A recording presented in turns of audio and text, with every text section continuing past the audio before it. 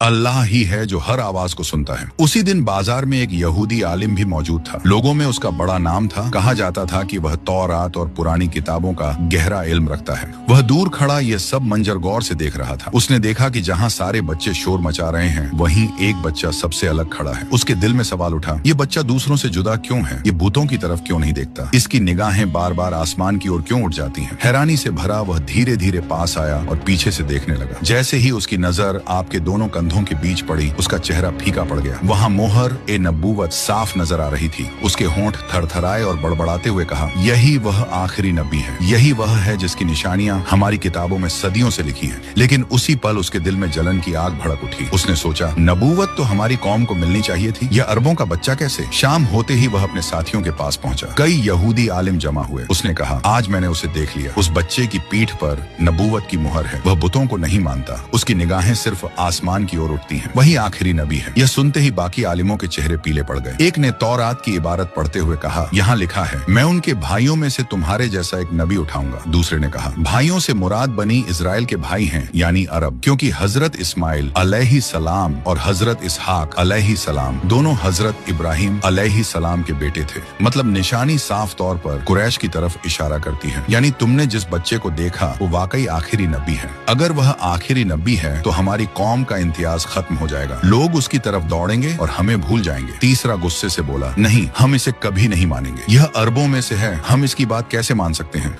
उनकी आवाजों में हसद, डर और जलन साफ झलक रही थी। मक्का की वादी में उस दिन अजीब सा सन्नाटा पसर गया था। सूरज की रोशनी तो फैली थी, मगर दिलों पर अंधेरा उतर आया था। उधर कुरैश के सरदार, काबा की चाबी के अमीन, सब कबीलों में इज्जत रखने वाले बुजुर्ग हजरत अब्दुल मुत्तलिब बिस्तर इमर्ज पर थे। बड़े बड़े सरदार उनकी चारपाई के पास बैठे थे। उनकी सफेद दाढ़ी सीने पर फैली थी और आंखों में अब भी नूर चमक रहा था। मगर सब जानते थे कि वह साया अब उठने वाला है। उनकी निगाहों के सामने बार बार एक नन्हा बच्चा घूम रहा था, वही जो उनके दिल का चैन और सुकून था। आगे की कहानी के लिए पार्ट 9 जरूर देखें।